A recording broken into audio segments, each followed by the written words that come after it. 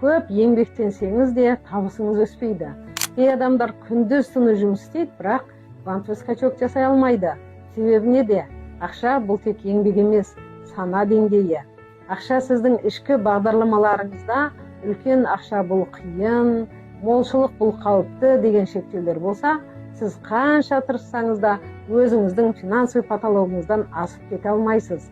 Шешімі қандай? Алдымен ақшаға деген сенімдеріңізді зерттеңіз. Ақша, табыс туралы негативті ойларды анықтаңыз. Сананы жаңартуды бастаңыз. Қаржылық трансформация қажет. Менің Түркиядағы трансформациялық ретритімде біз дәл осы ақша блоктарын бұзып, ақша потогын ашамыз. Сіз тек саяхаттап қоймай, жаңа өмірге аяқ басасыз. Толық ақпарат алу үшін үлес жіберіңіз.